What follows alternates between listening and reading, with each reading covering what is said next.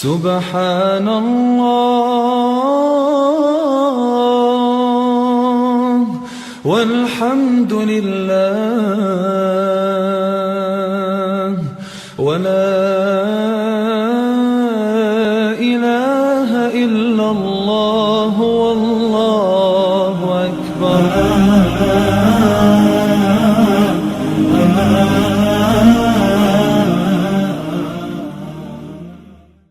لا حول ولا قوة إلا بالله العلي العظيم. أعوذ بالله من الشيطان الرجيم. بسم الله الرحمن الرحيم. الحمد لله الذي هدانا لهذا وما كنا لنهتدي لولا أن هدانا الله. لقد جاءت رسل ربنا بالحق والصلاة والسلام على رسول الثقلين محبوب رب المغربين والمشرقين جد الحسن والحسين بالقاسم محمد. اللهم صل على محمد وآل محمد وطيبين الطاهرين المعصومين ولعنة الله على أعدائهم أجمعين من الآن إلى قيام يوم الدين.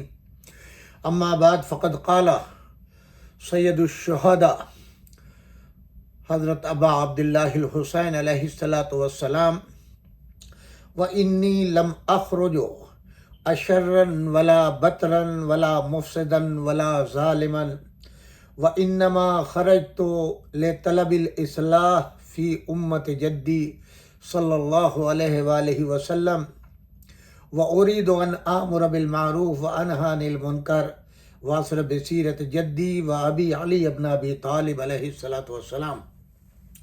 سامعین کرام، السلام علیکم جمیعاً ورحمۃ اللہ وبرکاتہ.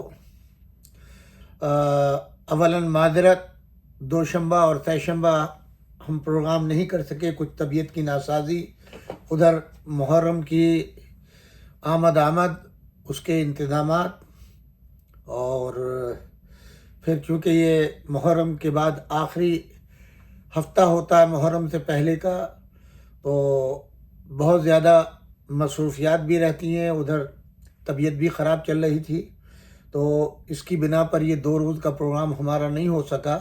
لیکن ہم اس کا جبران کریں گے اس صورت سے کہ بدھ جمعرات کا پروگرام ہمارا ہو رہا ہے، اور جو 2 دن پروگرام نہیں ہو سکا وہ کنٹینیو فرائیڈے اور سیٹرڈے کو ہمارا پروگرام نشر ہوگا.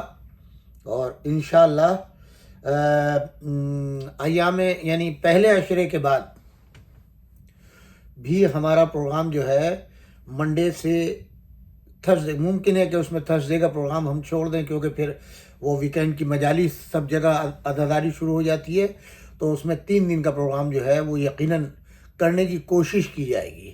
اگر پروگرام نشر نہ ہو تو معذرت چاہیں گے، وہ بھی عزاداری ہی میں مصروفیت کی بنا کے اوپر، کیونکہ سفر میں آنا جانا یہ پورا 2 مہینے 8 دن لگا رہے گا. پھر 40 کا پروگرام انشاءاللہ کربلا میں ہوگا، اور وہاں سے بھی ہم پروگرام جو ہے وہ نشر کرنے کی پوری کوشش کریں گے.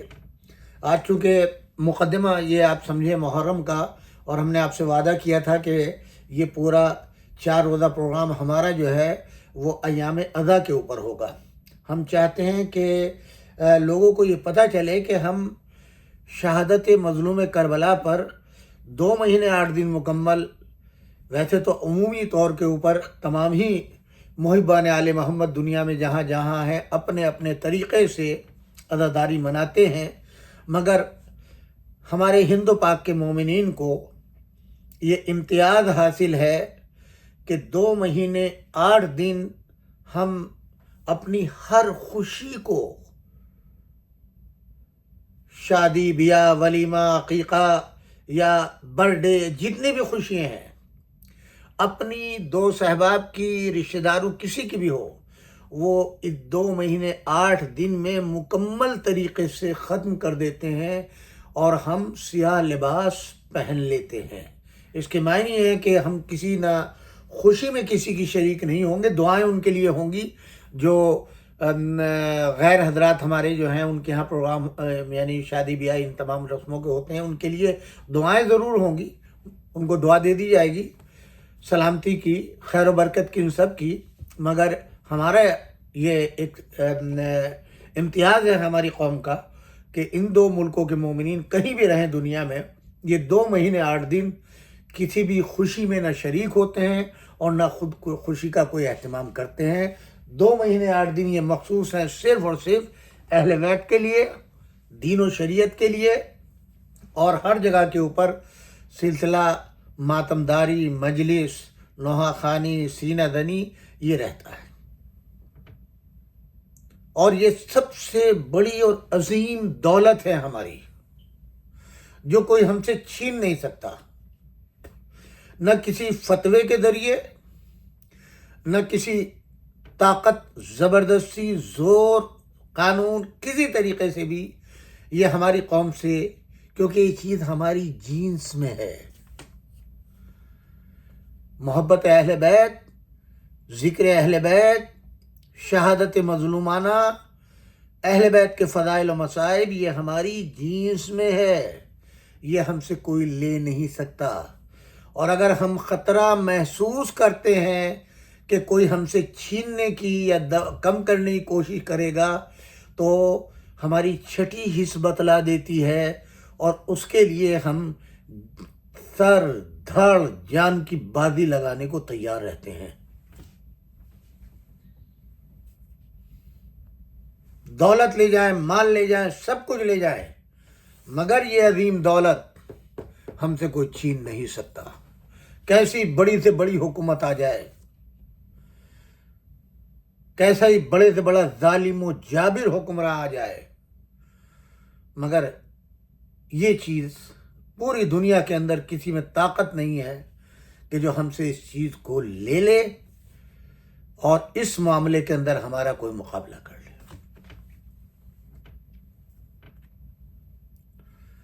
میں نے امام حسین علیہ السلام کے ویسے جو عام طور پہ ذاکرین، خطبہ وہ ہوتے ہیں، وہ صرف ایک جملہ لے لیتے ہیں۔ امام حسین علیہ السلام کا عام طور کے اوپر صرف اتنا جملہ جو ہے وہ نقل کرتے ہیں، وَإِنَّمَا خَرَجْتُ لِطَلَبِ الْإِصْلَاحِ فِي أُمَّتِ جَدِّي،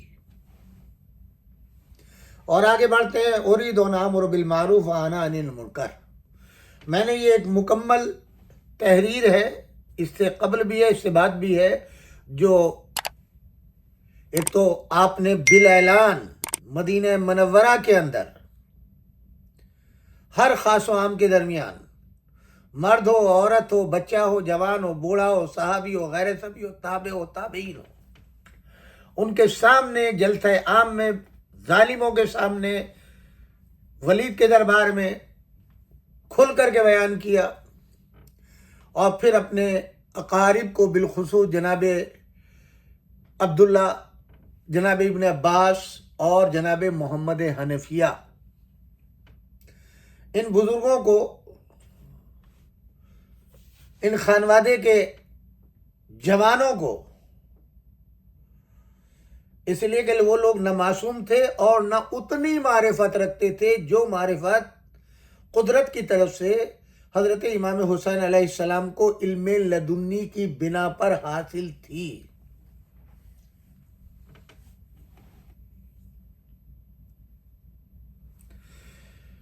آپ نے لکھ کر کے متعدد مرتبہ اپنے مقصد کو بیان کیا۔ آپ فرماتے ہیں، میں مدینے سے کسی اظہار کبر، ظلم و فساد یا تفریح تباہ کے لیے نہیں جا رہا ہوں، بلکہ میرا مقصد اپنے نانا کی امت کی اصلاح، امر بالمعروف نہی عن المنکر کے فریضے پر عمل کرنا ہے، اور میں چاہتا ہوں کہ اپنے جد حضرت محمد مصطفیٰ صلی اللہ علیہ وآلہ وسلم اور اپنے والد گرامی مولائے کائنات علی ابن ابی طالب علیہ السلام کی سنت کو زندہ کروں۔ چونکہ ہمارا یہ پروگرام اصلاح معاشرہ کے عنوان سے ہے، اور اب 2 مہینے 8 دن مکمل عزاداری کے شروع ہونے جا رہے ہیں، اس سلسلے میں ہم کچھ اصلاحی پہلو کے اوپر، خدا نخواستہ اصلاح سے مراد یہ نہیں ہے کہ ہم کسی طرح کی کوئی کمی نکالنے کی کوشش کریں گے، کوئی زیادتی پیش کریں گے، نہیں، ہرگز نہیں، بلکہ ہم صرف یہ آپ کے گوش و گزار کرنا چاہیں گے کہ کل جس مقصد کے لیے امام حسین علیہ الصلاۃ والسلام نے مدینے کو ترک کیا، مدینے سے سفر کیا، مدینے کا آرام چھوڑ دیا اور ہر مصیبت کو گلے سے لگایا، صرف کاہے کے لیے؟ وہ مقصد حسینی ہمارے پیش نظر رہنا چاہیے ان مکمل ایام اعزاں میں، اور وہ مقصد جو امام حسین علیہ السلام کا ہے وہ فوت نہ ہونے پائے۔ آپ مجلس کریں، اب ماتم کریں، تبرک بانٹیں، شب بیداریے کریں، جلوس نکالیں، یہی اسلام کی سربلندی کا سبب بنے گا، اور یہ حقیقت ہے، اس میں دو رائے نہیں ہے۔ آج اگر نمازوں کو تحفظ حاصل ہے تو یہ صدقہ ہے امام حسین علیہ السلام کی قربانی کا۔ اگر مساجد آج آباد ہیں، آج اگر حج پوری آب و تاب کے ساتھ انجام دیا جا رہا ہے اور خانہ کعبہ کا احترام باقی ہے، مدینے کا احترام باقی ہے، پرچم اسلام بلند ہے، اللہ اکبر کا نعرہ بلند ہے، کلمہ لا الہ الا اللہ اسی زور و شور سے جاری ہے، تو یہ صدقہ ہے حسین ابن علی علیہ السلام کا، ان کے شہید بچوں کا، ان کے خانوادے کے شہیدوں کا اور ان کے جانثاروں کا۔ لہذا جو ان کے متبعین ہیں، جو ان کی یاد میں یہ غم مناتے ہیں، ان کے لیے بھی یہ مقصد پیش نظر ہمہ وقت رہنا چاہیے۔ امام حسین علیہ السلام نے قربانی صرف اس لیے نہیں دی کہ ہم اپنی دولت کی رونمائی کریں، اپنے نام و نمود کی رونمائی کریں، نہیں، اسلام کو زندگی بخشنے کے لیے، امر بالمعروف کے لیے، نہی عن المنکر کے لیے، فساد کو ختم کرنے کے لیے، عدالت الہیہ کو قائم کرنے کے لیے، نظام الہی کو قائم کرنے کے لیے، مساجد کا احترام، منبر کا احترام، مدینہ اور مکے کا احترام، امت کا احترام، باہمی اخوت کو قائم کرنا، سیرت و اہل بیت کے اوپر چلنا، سیرت پیغمبر کو زندہ رکھنا، یہ اصل مقصد تھا حسین ابن علی کے سفر کا، جنگ کا، شہادت کا۔ لہذا وہی مقصد ہمارا، اسی پیغام حسین ابن علی کو ہمیں آگے بڑھانا ہے۔ اس میں چند گزارشات ہیں آپ سے۔ آپ کو الحمدللہ یہ شرف حاصل ہے کہ آپ مولائی کہلاتے ہیں، آپ موالیان حیدر کرار کہلاتے ہیں، آپ عاشقان رسول اور عاشقان آل رسول کہلاتے ہیں، آپ حسین ابن علی کے غمخوار کہلاتے ہیں۔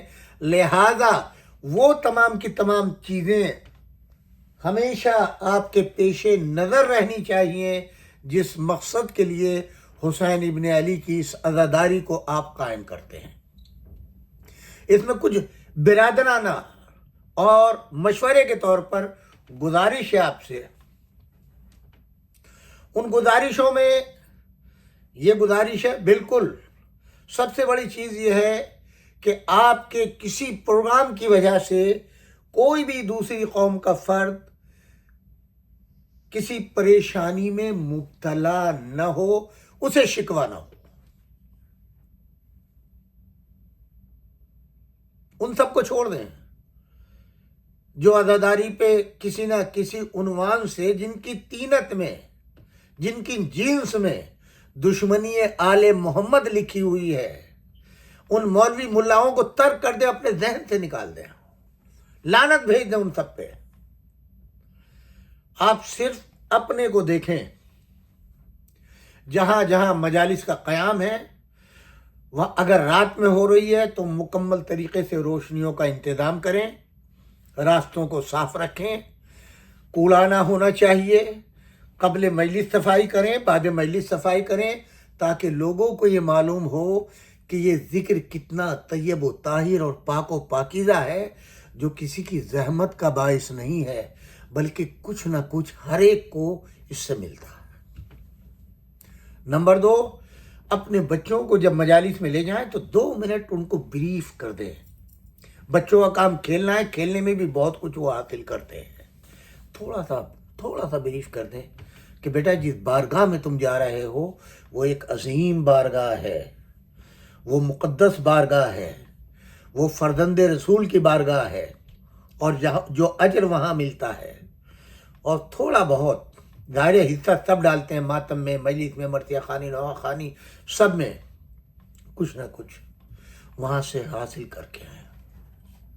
2 منٹ کا یہ پیغام اپنے بچوں کو ہر روز مجلس، جہاں پر بھی مجلس ہو رہی ہے، جس ملک میں، جس جگہ کے اوپر، وہاں یہ پیغام ان کو ضرور دیں اپنے بچوں کو، اور اپنے گھر کا ماحول جو ہے مکمل 2 مہینے 8 دن جو ہے وہ عزاداری کا بنا کے رکھیں۔ پھر دیکھیے آپ کی نسل کیسے محفوظ ہوتی ہے۔ آج بہت سی آوازیں اٹھتی ہیں، اس نسل کا فیوچر کیا ہے، فیوچر کیا ہے، فیوچر کیا ہے، یہ کیا ہے۔ یہ ذمہ داری ہماری نہیں ہے، یہ ذمہ داری اللہ کی ہے اور اس امام کی ہے جو پردہ غیب میں ہے۔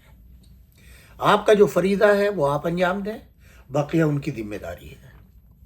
امام حسین علیہ السلام نے اپنی بہن جناب زینب کو یہی وصیت کی تھی، بہن میری ذمہ داری جتنی تھی وہ اب ختم ہونے جا رہی، میری شہادت کے بعد میری ذمہ داری ختم ہو گئی، اب اس کے بعد اس ذکر کو باقی رکھنا، اس پرچم کو بلند کرنا یہ تمہارا کام ہے۔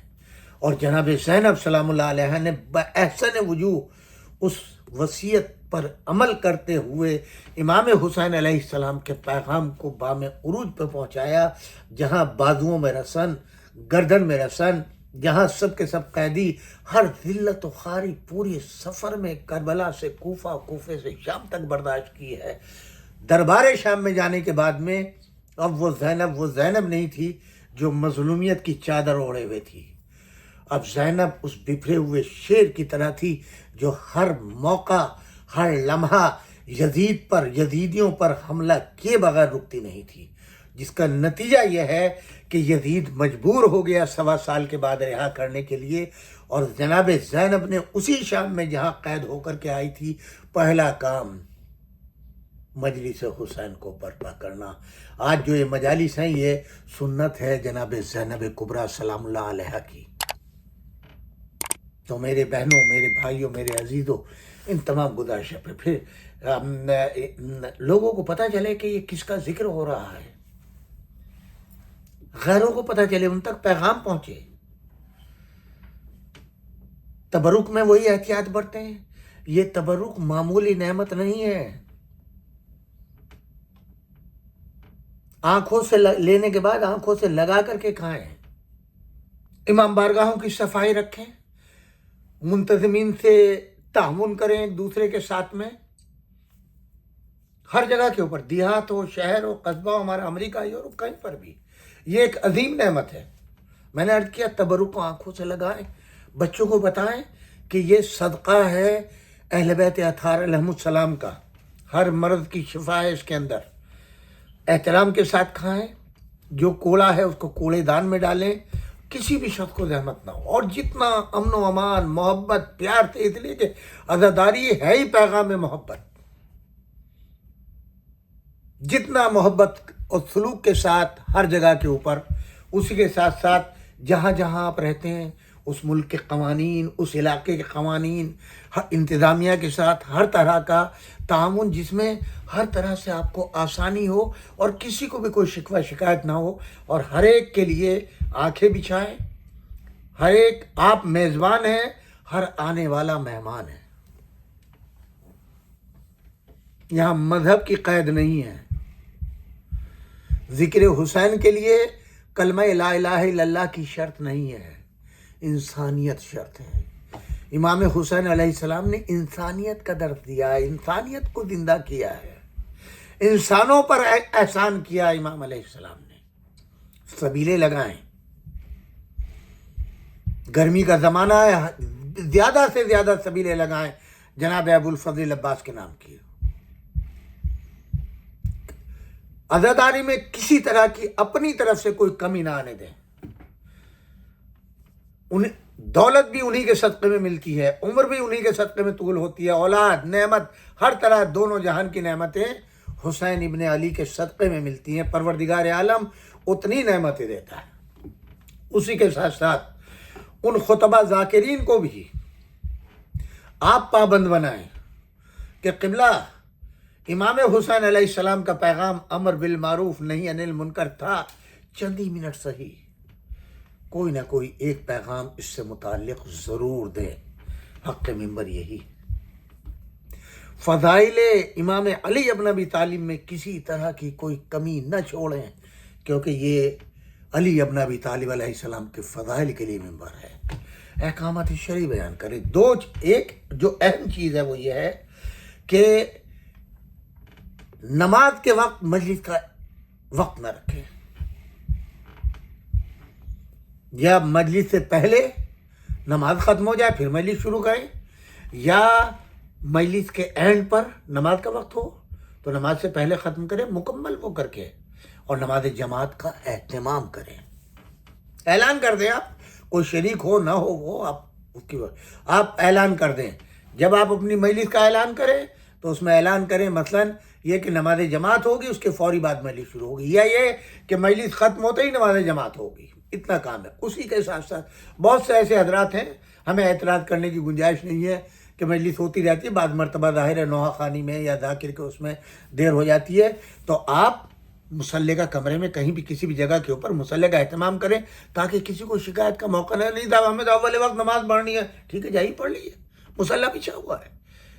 ان کو بھی چاہیے کہ وہ اعتراض نہ کریں۔ اگر آپ کو جلدی ہے کہ نہیں صاحب مجلس میں ذرا دیر ہوگی 15-20 منٹ آدھا گھنٹے کی، تو ہمیں جلدی ہے اور ہم اسی وقت پڑھیں، تو جائیے بسم اللہ کیجیے، وضو کیجیے، اعتراض مت کیجیے۔ دوسروں کو مت کہیے کہ صاحب مجلس میں یہ ہو گیا، مجلس میں وہ نہیں۔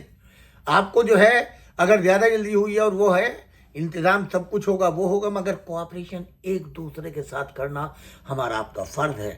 آپ مصلی کا انتظام کر دیجئے، ہاں بھائی اگر کسی صاحب کو جو ہے وہ ہے تو فوری طور پہ جا کے نماز پڑھ سکتے ہیں، ہم نے مصلی کا اہتمام، بات ختم۔ محبت پیار بانٹیے، زیادہ سے زیادہ یونٹی قائم کیجیے کہ امام زمانہ علیہ السلام دیکھیں یہ ہمارے چاہنے والے ہیں، یہ میرے جد کا ذکر کر رہے ہیں، ان کی دعائیں آپ کے ساتھ ہیں۔ یہ صرف میں نے آپ کی خدمت میں چند گزارشات کر دی ہیں، اور اب تو ماشاءاللہ سے یہ تو زمانہ ایسا ہے کہ بچوں کے اسکول کی چھٹی ہیں تو زیادہ سے زیادہ اپنی شرکت بغیر کسی شرم و حیا کسی چیز کے، آپ سمجھے کوئی عزاداری میں کوئی شرم و حیا نہیں ہے۔ دل کھول کے ماتم کیجئے، دل کھول کے ذکر کیجئے، دل کھول کے مجلس کیجئے، آپ سمجھے کسی کی بات کی اعتنا نہ کریں۔ ہاں اس انداز سے کسی کا دل نہ دکھے۔ ہم سب کے سب ایک تسبیح کے دانے ہیں، ہر لحاظ سے ہمارا تعاون ہونا چاہیے فروغ عزاداری میں۔ جو حضرات ہر لمحے ہر چیز کے اوپر اتنی دیر ہو گئی، اتنے نوحے پڑھ گئے، اتنا مرثیہ ہو گیا، مولانا نے اتنا ٹائم لے گیا، پلیز اپنی زبانوں کو بند دیجیے۔ آپ جتنا وقت دے سکتے ہیں دیجیے۔ اگر آپ کے پاس وقت کی کمی ہے تو کسی نے منع نہیں کیا آپ کو، اعتراض مت کیجیے، ذکر کو ہونے دیجیے۔ آپ کے کسی بھی عمل سے ان عزاداروں کی نہیں شہزادی کو تکلیف پہنچتی ہے، یاد رکھیے گا۔ مقابلہ نہ کیجیے، فلاں ذاکر ایسا پڑھ رہا ہے میں ویسے پڑھوں، فلاں کا تبرک ایسا ہے ویسا میں، فلاں کا جلوس، فلاں کی مجلس۔ یہ تقابل کا میدان نہیں ہے۔ چھوٹی مجلس ہو یا بڑی مجلس ہو، چھوٹا جلوس ہو یا بڑا جلوس ہو، بہت بڑا تبرک ہو یا مختصر تبرک ہو، سب کا سب قابل قبول۔ یہاں ایک مثال دیتا چلوں آج ہی ابتدا کے اندر تو پھر آپ کا احساس ہوگا۔ تہران میں ایک بہت بڑے خطیب تھے ایران کے اندر، کئی مجلسیں پڑھتے تھے، لاکھوں کا مجمع ہوتا تھا۔ عاشور کا دن آ گیا، کئی جگہ یکے بعد دیگر ان کو خطاب کرنا تھا۔ ایک جگہ خطاب کر کے عاشور کے دن نکلے تو کچھ بچے جو ہیں وہ مجلس برپا کر رہے تھے۔ مجلس سے جیسے وہ نکلے اور دوسری جگہ جانے کے لیے بچوں نے دامن پکڑ لیا، آغا چند منٹ کے مسائل ہمارے یہاں پڑھتے ہیں۔ اب یہ بچے چھوٹے چھوٹے بچے جو آپس میں چندہ کر کے اپنے بچوں ہر جگہ ماحول ہوتا ہے. اب انہوں نے دیکھا کہ بچے تو بچے ہیں، میں اتنا بڑا خطیب، لاکھوں کے مجمع میں پڑھنے والا، ایک سے ایک بڑا دولت مند آدمی میرے لیے انتظار کرتا ہے، ایک سے بڑا عالم میرا انتظار کرتا ہے، میں اتنا بڑا خطیب اور یہ بچے. بچوں نے بھی دامن نہیں چھوڑا. ان کا آخر زیادہ زحمت نہیں دینی، صرف چند منٹ کے مسائل پڑھ دیا عاشق کا دین ہے. بہرحال ہی نے کہا کہ چلو گئے، چند منٹ میں مسائل پڑھا، مسائل ختم ہوئے. انہوں نے کہا کہ آقا ایک لیوان میں ذرا سی چائے آپ نوش فرما لیں. اب انہیں ذرا سا، کیونکہ بچے ظاہر ہے کہ بچوں کا حساب کیا ہے، آپ جانتے ہیں ہر ایک شخص ہے کہ کہتا ہے تو چائے تبرک میں. انہیں نے مجبور ہوئے، وہ بچوں کے سامنے، بچوں نے لا کر کے ان کو کپ چائے دی. تو انہوں نے بچوں کے ہاتھوں کو، ان سب کو دیکھا، تھوڑا سا کراہیت محسوس کی اور نظر بچا کے اس چائے کو انہوں نے ایک کنارے ڈال دیا. کسی نے دیکھا نہیں. وہ بچوں کو خدا حافظ کیا، چلے گئے، دوسری مجلس پڑھا. رات آ گئی. یہ تمام مجالس کو خطاب کر کے گھر آئے اور بستر پہ لیٹ گئے، نماز وغیرہ سے فارغ ہو گئے. رات میں شہزادی آ گئی. عالم کا نام ذہن سے نکل گیا میرے. کہا آج تم نے جتنی مجلسیں پڑھی ہیں اس میں صرف ایک مجلس تمہاری قبول ہوئی ہے. یہ پیغام ہر بانی مجلس، ہر ذاکر، ہر مجلس میں آنے والے کے لیے ہے. تمہاری ایک مجلس قبول ہوئی ہے. شہزادی میں نے تو آج اتنی مجلسیں پڑھی ہیں اور ایسے مصائب، ایسے فضائل. ان کا صرف ایک مجلس. شہزادی کون سی مجلس ہے؟ کہا وہ مجلس جو بچوں کی پڑھی ہے تم نے.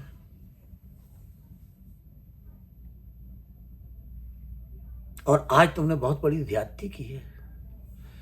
تم نے تبرک کو پھینک دیا بچوں کو دیکھ کر کے. وہ جانتی ہے چائے کس نے بنائی تھی؟ میں نے اپنے ہاتھوں سے بنائی تھی. شہزادی جناب فاطمہ طرف، وہ چائے میرے ہاتھوں کی بنی ہوئی تھی. عالم پریشان ہو گیا. تو کوئی بھی ذاکر یہ نہ سوچے کہ میں بڑی مجلس سے پڑھوں گا، اگر کوئی غریب پڑھوانا چاہتا ہے تو نہیں پڑھوں گا. خبردار، نظر مجلس امام حسین کے لیے طے مت کرنا. پوری زندگی عیش و آرام انہی کی جانب سے ہے. آپ خوش رہیں گے انہی کے تبرک میں. جتنی خیر و برکت جو ملتا ہے، کوئی نہیں بھی دیتا ہے، اس کا بھی شکریہ ادا کریں. ہر شخص اپنا اپنا حصہ ڈالے، خلوص کے ساتھ امام کی مجلس برپا ہو، امام کی عزاداری ہو. ہر مجلس میں شہزادی آتی ہیں. پرسا اصل وارث جو ہیں وہ شہزادی ہیں اور فرزند ہیں جو اس وقت پردہ غیب میں. بس میں نے ختم کیا آپ کی ان رحمتوں کو. یہ چند گزارشات تھیں ابتدائی محرم میں، چونکہ وعدہ کا ہو رہا، تاکہ آپ سب کو جو ہے انتہائی معذرت کے ساتھ اگر کوئی چیز بار خاطر ہو جائے تو معافی چاہتا ہوں. میں نے صرف ایک دل کی آواز تھی اور میرا فرض بنتا ہے کہ آپ میرے سب بھائی بہن، میرے قبیلے ہیں، ہم سب موالیان حیدر کرار ہیں، ایک دوسرے کا حق ہے ہم پر. لہذا میری ایک شرعاً اور اخلاقاً یہ ذمہ داری تھی کہ میں اس چیز کو آپ تک پہنچاؤں. اپنے اختلافات ختم کیجیے اور اس پیغام کو نشر کیجیے، اور ہر وقت ادا کے قائم کرتے وقت تقابل نہیں، امر بالمعروف اور نہی عن المنکر. آ جاؤں اپنے اصل مقصد کے اوپر. میرے عزیزو، امام حسین علیہ الصلوۃ والسلام نے کیا فرمایا؟ یہ جو عبارت پوری میں نقل کر رہا ہوں اور میں ابھی پوری چیز آپ کی خدمت میں پیش کرتا ہوں. یہ خط ہے جو وصیت کے طور پر امام حسین علیہ الصلوۃ والسلام جناب محمد حنفیہ کو لکھ رہے ہیں. فرماتے ہیں بسم اللہ الرحمن الرحیم، ھذا ما اوصى به الحسین ابن علی الى اخیہ محمد ابن الحنفیہ ان الحسین یشہد ان لا الہ الا اللہ وحدہ لا شریک لہ وان محمدا عبدہ ورسولہ جاء بالحق من عنده وأن الجنة حق والنار حق والساعة آتية لا ريب فيها وأن الله يبعث من في القبور وإني لم أخرج أشرا ولا بطرا ولا مفسدا ولا ظالما وإنما خرجت لطلب الإصلاح في أمة جدي أريد أن آمر بالمعروف وأنهى عن المنكر وأقصد بسيرة جدي وعلي أبي علي بن أبي طالب فمن قبلني بقبول الحق فالله أولى بالحق ومن رد علي هذا أصبر حتى يقضي الله بيني وبين القوم وهو خير الحاكمين وهذه وصيتي إليك يا أخي وما توفيقي إلا بالله علیہ توکلت و الیہ انیب. یہ وصیت لکھ کر کے جناب محمد حنفیہ کو، چونکہ امام حسین علیہ السلام نے اپنے اس سفر کے اندر کسی بھی غیر ہاشمی کو نہیں لیا مدینے سے. جناب عبداللہ بیمار تھے، جناب محمد حنفیہ جانا چاہتے تھے، ساتھ کار نہیں. میں امام کی حیثیت سے تمہیں حکم دیتا ہوں مدینے میں رہنے کے لیے. اب جب امام کا حکم آ گیا تو اطاعت واجب. پھر یہ وصیت لکھ کر کے بھیجی. کس وقت لکھی مجھے نہیں معلوم، خیال فرمایا آپ نے. یہاں پر اللہ کی وحدانیت کی گواہی، رسول اللہ کی رسالت کی گواہی، موت حق ہے، جنت حق ہے، جہنم حق ہے، قبر سے اٹھنا حق ہے، قبور نشور، یہ سب بیان کرنے کے بعد آپ نے فرمایا میرا یہ سفر جو شروع ہو رہا ہے کسی فساد کی برپا نہیں، نام و نمود کے لیے نہیں، اب کوئی اپنی فضیلت بیان کرنے کے لیے نہیں ہے، حکومت کرنے کے لیے نہیں ہے، صرف اپنے جد کے امت کی اصلاح میرا مقصد ہے، امر بالمعروف میرا مقصد ہے، نہی عن المنکر میرا مقصد ہے، اپنے جد کی سیرت اور اپنے بابا کی سیرت کو بیان کرنا میرا مقصد ہے. امت میں کوئی قبول کرتا ہے ٹھیک، نہیں کرتا ہے نہیں. اگر کوئی رد کرتا ہے تو میرے اور قوم کے درمیان بہترین فیصلہ کرنے والا اللہ ہے. سن لیا آپ نے؟ اور یہ میں تمہیں وصیت کرتا ہوں، اللہ تمہاری توفیق میں اضافہ کرے، تمہیں جو ہے موفق و مؤید کرے. اور اس پر جناب محمد حنفیہ نے عمل کیا. اب دیکھنا یہ ہے کیا وجہ تھی کہ امام حسین علیہ السلام، یہاں پر یہ بھی آپ کی خدمت میں بتاتا چلوں کہ امام حسین علیہ السلام کو لوگوں نے مشورے دیے، جس میں عبداللہ ابن عمر بھی تھے، عبداللہ ابن زبیر بھی تھے، اور دیگر اور اجل اصحاب رسول اللہ صلی اللہ علیہ وآلہ وسلم کہلانے والے یا اصحاب کی اولادیں. جب عبداللہ ابن عمر نے امام حسین علیہ السلام کو یہ مشورہ دینے کی کوشش کی کہ بہترین جگہ امن و امان کی مدینہ ہے، اس سے بہتر نہیں ہے، تو امام حسین علیہ السلام نے فرمایا کل جب میرا بھائی حسن ابن علی کا جنازہ اٹھ رہا تھا اسی شہر مدینہ کے اندر، تم بھی موجود تھے، سارے اصحاب، ان کی اولادیں سب موجود تھے. تیر برسانے والے کون تھے؟ کون تھے ہماری حمایت کرنے والے؟ حالانکہ اسی مدینے کے اندر امام حسن علیہ السلام کے جنازے کو جناب رسول خدا کے حجرے تک جانے سے روکنے کے لیے ام المومنین جناب عائشہ خچر پر بیٹھ کر کے آئیں کہ میں نہیں جانے دوں گی، میں نہیں دفن ہونے دوں گی. امام حسن علیہ السلام کی وصیت تھی بھیا کوشش کرنا، اگر ہو سکے تو مجھے میرے جد کے پہلو میں دفن کرنا، لیکن لڑائی نہ کرنا. اگر مانے ہو تو رک جانا. مانے کیسے ہوئے؟ روکنے کے لیے جناب عائشہ آئی ہیں خچر پر بیٹھ کر. یہ تاریخ کے الفاظ ہیں. ظاہر امام حسین علیہ السلام تو وہ تھے، مگر بنی ہاشم کا ایک سے ایک جوان غصے میں چور تھا. یہ تو سب معصوم نہیں تھے. جب بات آگے بڑھی تو جناب محمد حنفیہ نے آگے بڑھ کے لجام کو پکڑ لیا خچر کی، اور ام المومنین کو آنکھوں میں آنکھیں ڈال کے کہا آپ کو کیا ہو گیا ہے؟ اپنا مرتبہ نہیں پہچانتی، اپنا رشتہ نہیں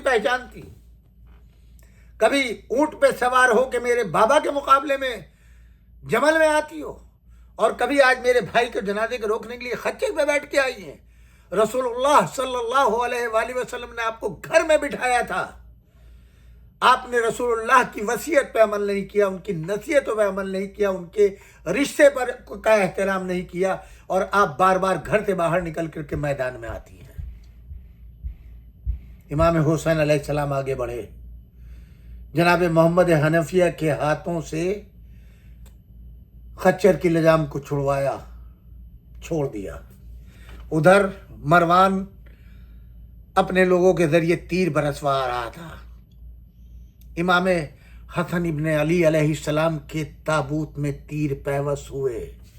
کیا مدینے کے ان لوگوں نے آنکھیں پھوڑ لی تھی اپنی؟ نہیں دیکھا کہ وہ بھی مدینے کے اندر رسول اللہ کے فرزند جس کا احترام رسول اللہ فرماتے تھے، نہ ام المومنین کو احساس ہوا؟ جنگ جمل کی شکست بھول گئی، جنگ جمل میں جو کچھ ان کے ساتھ ہوا وہ بھول گئی۔ یہی امام حسن مجتبی علیہ السلام تھے جو عزت و احترام کے ساتھ جنگ جمل کے میدان سے لے کر کے مدینے آئے تھے، اور کوئی اتنی دشمنی کے بعد بھی امام حسن علیہ السلام نے کوئی احترام میں کمی نہیں ہونے دی۔ مکمل عزت و احترام کے ساتھ امام حسن نے مدینے پہنچایا۔ اسی فرزند رسول کے احسان کو بھول گئی؟ مسلمانوں، بے غیرت ہو تم، جو حقائق کو جاننا نہیں چاہتے ہو، کانوں کو بند کر لیا ہے، آنکھوں کو بند کر لیا ہے، اور لعنت ہے ان مورخوں پر، مفسروں پر، محدثوں پر، معلموں پر، عالموں پر جو ان حقائق پر پردہ ڈالتے ہیں اور لوگوں کو حقائق بیان نہیں کرتے۔ وہی سوال امام حسین علیہ السلام نے فرما دیا، مجھے بتاؤ،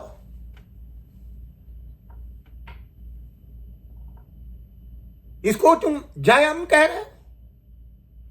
اور یہ بھی آپ کو بتاتا چلوں، چاہے عبداللہ ابن عمر ہو یا عبداللہ ابن زبیر، جتنے تھے اس وقت اجل اصحاب کی اولادیں یا جو جناب رسول خدا کے صحابی کہلاتے تھے، ان سب نے یزید کی بیعت کا طوق اپنے گلے میں ڈال لیا تھا، جو بھی مصلحت رہی ہو۔ یزید کو اپنا امام، اپنا پیشوا، اپنا رہبر، اپنا خلیفہ تسلیم کر لیا تھا۔ اکثریت کا مشورہ یہ تھا امام حسین علیہ السلام کو کہ مصلحت وقت یہ ہے کہ اس وقت جو ہے وہ یزید کی بیعت کو کر لیا جائے،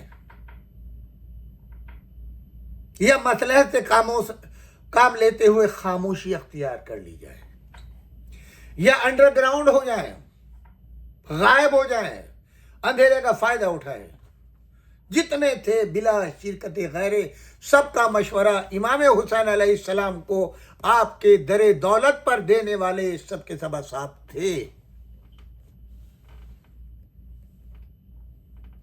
اکیلے امام حسین علیہ السلام تھے؟ نہیں، ایک ظالم و جابر، شراب خوار،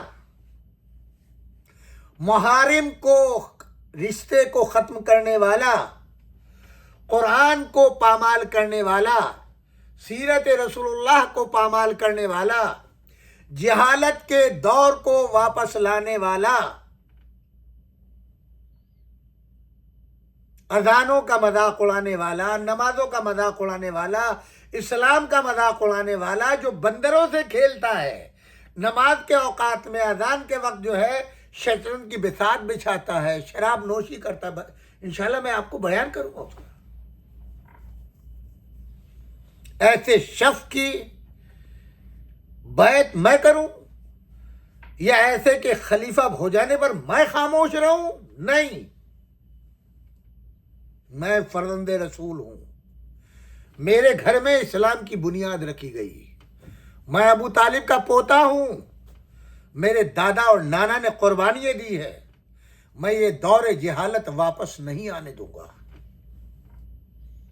میں اپنی جان کا نذرانہ دوں گا، اپنی اولاد کو قربان کروں گا، مگر یزید کی بیعت نہیں۔ مجھے کوئی مدد تمہاری نہیں چاہیے، مجھے کوئی حمایت تمہاری نہیں چاہیے۔ نہ پیسے کی، نہ دولت کی، نہ تمہاری طرفداری کی، اکیلا اس میدان میں ہوں۔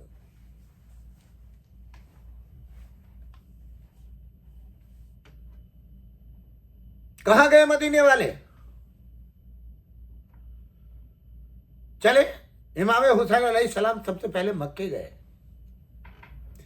اسی پیغام کو لے کر۔ اچھا، ظاہر ہے کہ جب جو لوگ یہ کہتے ہیں دو شہزادوں کی جنگ تھی یا امام حسین علیہ السلام نے بغاوت کی تھی، بغاوت تو اصل وہ تھی جو معاویہ نے یا ام المومنین جناب عائشہ نے امیر المومنین علی ابن ابی طالب علیہ السلام کے خلاف کی تھی، یا طلحہ و زبیر نے کی تھی۔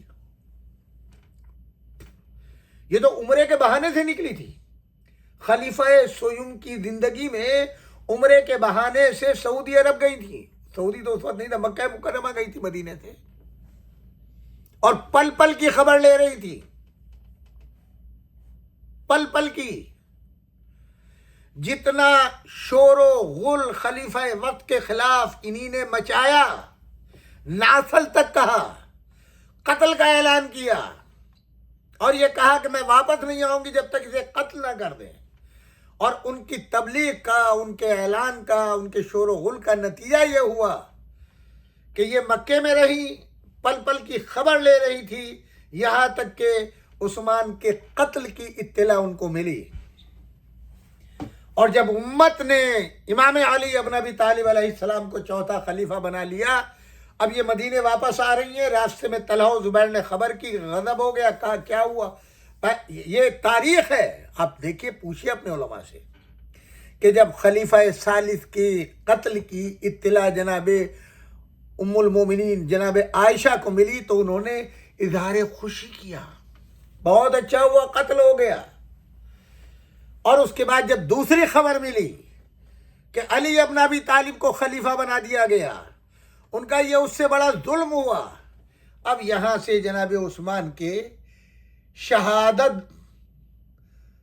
کا بدلہ لینے کے لیے ان کی شہادت کا اعلان ہوا، ان کا کرتا منگایا گیا، اور اس کرتے کی نمائش ہوئی کہ خلیفہ وقت کو مظلومانہ طریقے سے قتل کرایا گیا، اور قتل کا الزام امام علی ابن ابی طالب علیہ السلام کے سر مڑ دیا گیا، ان کے چاہنے والوں کے سر مڑ دیا گیا، ان کے جانثار ساتھیوں کے سر مڑ دیا گیا، اور اب انہوں نے اپنے اونٹ کا رخ جو ہے وہ موڑ دیا بصرے کی طرف۔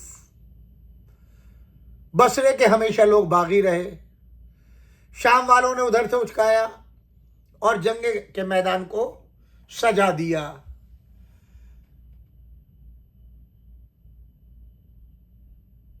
امام علی ابن ابی طالب علیہ السلام نے کیا کیا؟ اب خلیفہ برحق تو پہلے سے تھے، مگر اب ظاہری طور پر چوتھے خلیفہ ہیں۔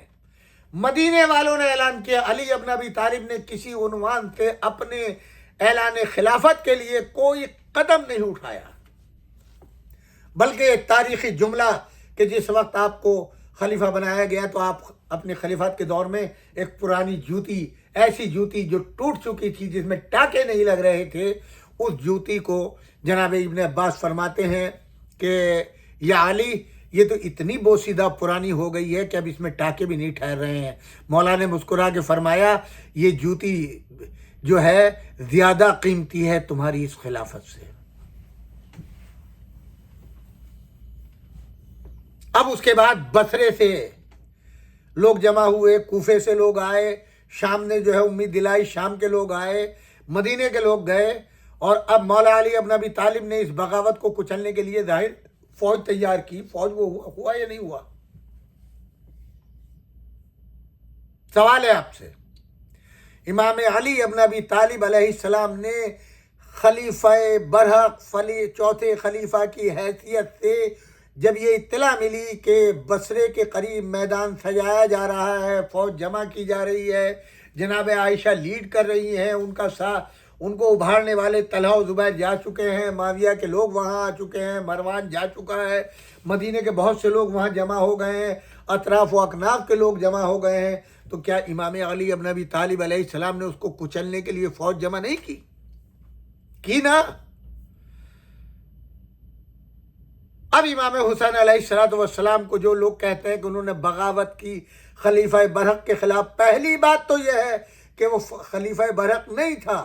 جب امام علی ابن ابی طالب علیہ السلام کی شہادت کے بعد معاویہ اور امام حسن علیہ السلام کے درمیان معاہدہ ہوا، اس میں پہلی اولین شرط یہ ہے کہ تجھے یہ اختیار، ایک تو امام حسن علیہ السلام نے وہ زبردست شکست دی ہے معاویہ کو، کہا کہ دین کے معاملے میں تیرا کوئی تعلق نہیں ہے، تیری دنیا داری کے معاملے میں ہم کوئی دخل نہیں دیں گے، یعنی دین لے لیا اس سے، دین کے حاکم ہم ہیں، قرآن کی تفسیر ہم بیان کریں گے، منبر پہ فضائل ہم بیان کریں گے، سیرت رسول ہم بیان کریں گے، احکام نماز ہم بیان کریں گے، احکام حج، جتنے دین کے قانون ہیں وہ ہم بیان کریں گے، ہم سے لوگ پوچھیں گے، تیرا کوئی تعلق نہیں۔ دوسرے، تیرے مرنے کے بعد تو اپنی زندگی میں کسی کو نامزد نہیں کرے گا، تیرے مرنے کے بعد خلافت ہماری طرف آئے گی۔ معاویہ نے اس معاہدے کو پھاڑ دیا شام میں، اور اب وہ جو بھی اسباب ہوں گے بیان کروں گا انشاءاللہ اپنے بیٹے کے لیے، خود میں خدمت میں عرض کروں گا۔ معاویہ جانتا تھا کہ یزید نااہل ہے، اس قابل نہیں ہے کہ اس کو خلیفہ بنایا جائے۔ معاویہ کو پتا تھا کہ یہ شراب نوش ہے، معاویہ کو پتا تھا کہ یہ زنا کرتا ہے، معاویہ کو پتا تھا کہ یہ غنا کا شوقین ہے، معاویہ کو پتا تھا اس کے اندر اسلام کی کوئی بھی چیز نہیں ہے جس پہ عمل کرتا ہو۔ ایسے حالات کے اندر کون مسلمان ہے جو یزید کو، جبکہ اس کا باپ جانتا ہے کہ یہ بے دین ہے، شرابی ہے، زانی ہے، جوا کھیلتا ہے، اس کا کوئی تعلق مذہب سے نہیں ہے، تو معاویہ یہ بھی جانتا تھا کہ اگر میں اس کی خلافت کا اعلان کر دوں گا تو کوئی بھی مسلمان جاہل سے جاہل اس کو قبول نہیں کرے گا۔ لکھا ہے اس نے اپنے خط میں، معاویہ نے نصیحتیں کی ہیں۔ ایک تو یہ کہ چونکہ اس کی بیوی نے اس کی شان میں ایک قصیدہ لکھ دیا تھا، ہرزہ سرائی کی تھی، لہذا اس نے اس کو دیہات بھیج دیا تھا جہاں کی رہنے والی تھی، گاؤں میں بیان کروں گا وہ۔ وہیں یزید پیدا ہوا، وہیں گاؤں کی پرورش تھی، دیہات کی، اس کی جاہل ماحول کی، ویسے ہی اوباش نکلا وہ، اس کے سارے عادات و اطوار ویسے ہی تھے۔ اب اس کے لیے زمینہ ہموار کرنا شروع کیا۔ مغیرہ ابن شیبہ، جس کو کوفے کی گورنری سے ہٹایا جا رہا تھا، ہٹا دیا، پیغام پہنچ گیا۔ اس شخص نے ایک وقت تیار کیا 40 آدمیوں کا، اور بہت سے تحائف وغیرہ دے کر کے اپنے بیٹے کی معیت میں بھیجا کہ جاؤ معاویہ کو یہ پیغام پہنچاؤ، اور ایک خط لکھا۔ یہ پہلی ابتدا ہے کہ یزید معاویہ کے دل میں اپنے بیٹے کی محبت اجاگر ہوئی اور اپنے بیٹے کی خلافت کے لیے زمین کو ہموار کرنے کا، اور نے لکھا کہ کوفے کے لوگ آئے ہیں اور یہ لوگ چاہتے ہیں، اور یہاں یزید کی تعریفوں کے پل باندھ دیا اس نے، یزید ایسا ایسا ایسا ایسا ایسا، لہذا اس کو جو ہے وہ خلیفہ بنایا اپنے بعد کے لیے۔ آپ بوڑھے ہو گئے ہیں، اپنی اولاد کے لیے سوچیں۔ یہاں سے یزید کی محبت جو تھی وہ جاگنے لگی اور معاویہ صاحب کو ہوا، اور اس کے بعد میں یہ جو 40 آدمی آئے تھے، انہوں نے زمین و آسمان کے قلابے ملا دیے، جنہوں نے یزید کو دیکھا تک نہیں تھا، جس کے بارے میں اس کے قصے کہانی سنے تھے، کیسا عیاش ہے، کیسا بدماش ہے۔ اب یہ تاریخی جملے سنیں۔ معاویہ نے پوچھا مغیرہ کے بیٹے سے، تمہارے باپ نے کتنے میں ان کا ایمان خریدا ہے؟ یہ بنیاد ہے یزید کی بیعت کی، یزید کی خلافت کی۔ 40 آدمیوں کو ایمان خرید کے منہ دولت سے بھر کے یزید، جس معاویہ نے خلافت سے اس کو گورنری سے جو ہے وہ نکال دیا تھا، اس گورنری کو واپس لینے کے لیے اس نے یہ حربہ استعمال کیا، اور وہ جو لوگ گئے تھے خود معاویہ پوچھ رہا ہے، یعنی وہ باپ ہوتے ہوئے جو خوبیاں وہ یزید میں بیان کر رہے ہیں وہ خود باپ کو نہیں معلوم ہے۔ مزے کی بات یہ ہے، تب پوچھا تیرے باپ نے کتنے میں خریدا، اور اس کے بعد جب یہ وفد جانے لگا تو خط لکھا کہ تو دوبارہ گورنری کے اوپر مسلط رہ بیٹھ گیا. اور یہاں سے اس نے پھر اس کے بعد میں اپنے ہر گورنر کو ایک ایک خط لکھ کر کے اس خواہش کا اظہار کیا کہ اب تم لوگ اس نہج پر کام کرو کہ یزید کی بیعت لینا شروع کرو، یزید کی تعریفیں کرنا شروع کرو، یزید کے بارے میں لوگوں کو جو ہے زمینہ ہموار کرو، لوگوں کے ضمیر کو خریدو، قوت کے ذریعے، طاقت کے ذریعے، دولت کے ذریعے، جیسے بھی ہو. دوسری طرف یزید کی بد کرداریاں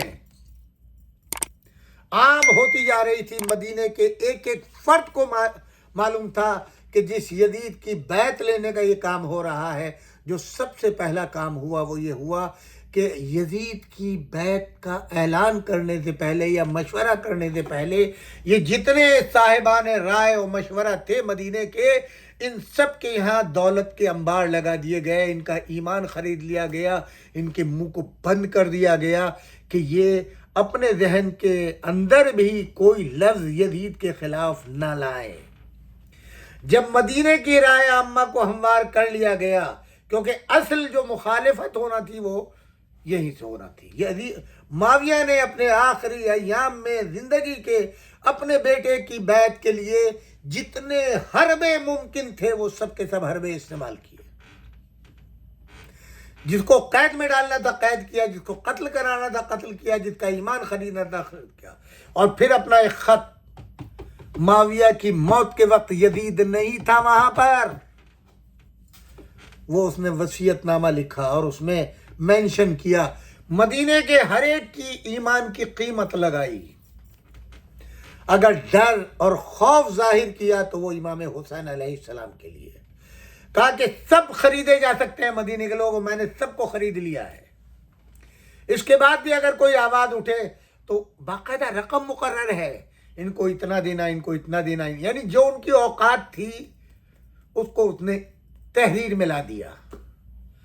ہاں اب اگر بیٹا کوئی خوف اور خطر ہے اور میں اس عالم میں مر رہا ہوں تو وہ حسین ابن علی.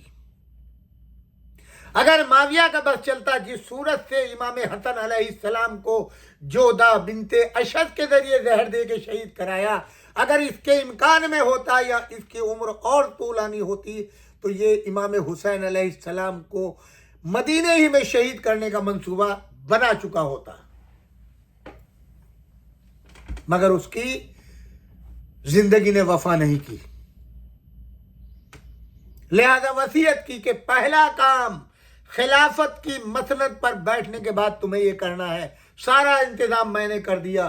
حسین ابن علی وہ ہے جو نہ مال کے لالچ میں آئیں گے، نہ طاقت سے گھبرائیں گے، نہ کسی قوت کے مقابلے سے یہ ڈریں گے. ان کو کوئی چیز ڈرا نہیں سکتی. پہلی فرصت پہ ان سے بیعت کا مطالبہ کرنا، اگر حسین ابن علی بیعت نہیں کرتے تو سر قلم کر دینا.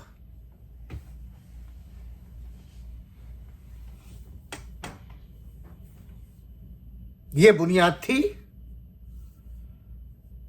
واقعہ کربلا کی. ادھر امام حسین علیہ السلام کوئی نہیں خالی، پورے مدینے کو شام کے حالات کی اطلاع مل رہی تھی، لوگوں کے ضمیر گھٹ رہے تھے، بول کوئی نہیں رہا تھا، چونکہ کوفہ شام سے قریب تھا، مدینے سے دور تھا. جہاں جہاں ان کے گورنر بہت زیادہ بے دینی پھیلا رہے تھے، بہت زیادہ حالات خراب کر رہے تھے، وہاں سے اس گھٹن کے ساتھ ساتھ آوازیں آ رہی تھی، جس میں کوفہ سر فہرست تھا. اور وہ بار بار لاکھوں کی تعداد میں انہوں نے خطوط جو ہے امام حسین علیہ السلام کو لکھے، یہاں کے حالات یہ ہو گئے، یہ ہو گئے. چونکہ کوفہ پائے تخت بنایا تھا امام علی ابن ابی طالب علیہ السلام نے، انہوں نے ایک مکمل اسلامی نظام دیکھا تھا کوفے والوں نے، اور وہ نظام بالکل 100% بدل چکا تھا. شراب، کباب، مسجدوں کے اندر شرابی نماز پڑھانے لگے، کوئی سننے والا نہیں تھا. اب ان کو اگر کوئی نظر آ رہا تھا، اسلام کے سارے قوانین بدل دیے گئے، حرام کو حلال، حلال کو حرام کیا جانے لگا، قرآن کی مخالفت کی جانے لگی، بالاعلان سیرت رسول اللہ صلی اللہ علیہ وآلہ وسلم کا انکار کر دیا گیا۔ ان حالات میں اگر کوئی شخص ایسا تھا جو دین کی بات کر سکے، دین کا دفاع کر سکے، دین کے اوپر قربان ہو سکے، دین کے پرچم کو بلند کر سکے، تو ان کو صرف ایک ہی ذات نظر آتی تھی، اس کا نام تھا حسین ابن علی علیہ السلام۔ فرزند رسول، یہ حالات ہیں، ان حالات میں ہم کیا کریں؟ ہماری رہنمائی فرمائے۔ جب ان خطوط کی تعداد بڑھتی چلی گئی اور ادھر معاویہ مر گیا، 22 رجب کو فنار ہو گیا، یزید نے پہلا کام جو خلافت کی مسند پر بیٹھ کر کے کیا ہے وہ بیعت کا کیا ہے۔ مدینے خط پہنچا اور یہاں سے پھر وہ سفر کی ابتدا ہوتی ہے۔ ادھر تو خطوط آ رہے تھے، ادھر سوال بیعت ہو گیا، اور اب امام حسین علیہ السلام کو یہ فیصلہ کرنا تھا، آیا ان حالات میں خاموشی اختیار کرنا بہتر ہے یا ایسے فاسق و فاجر، زناکار، شراب خوار، بے دین، اگر یہ ساری برائیاں فقط یزید تک محدود رہتی تو کوئی بڑی بات نہیں تھی، مگر چونکہ اسلام کے اوپر حرف آ رہا تھا، اسلام مٹ رہا تھا، مسلمانوں کو دین سے دور کیا جا رہا تھا، دین کے اراکن کو ختم کیا جا رہا تھا، اصل دین کو مٹایا جا رہا تھا، تو اب واجب تھا جو بانی دین تھا اس کا فردند کھڑا ہو اور دین کو بچائے۔ دین کی بگڑی ہوئی شکل کو صحیح نہج پر لے کر کے آئے۔ اب آپ مجھے بتا دیں، کیا ایسے حالات کے اندر امام حسین علیہ السلام کا کربلا میں جانا خودکشی سے مترادف کہا جائے گا؟ بغاوت کہا جائے گا؟ دو شہزادوں کی جنگ کہی جائے گی؟ ہرگز نہیں۔ وہ دور جہالت جو اوائل اسلام میں جن حالات میں اسلام کی بنیاد رکھی گئی،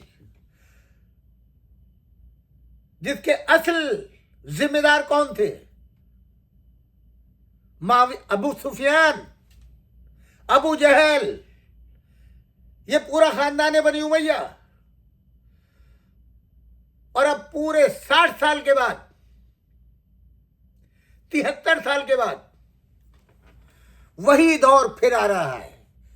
اسلام سے پہلے والا دور، وہاں دادا تھا، یہاں پوتا ہے۔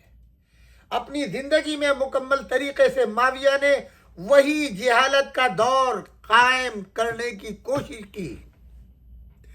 پہلی مرتبہ حریر و دیبا کا لباس رائج کرنے والا معاویہ ہے۔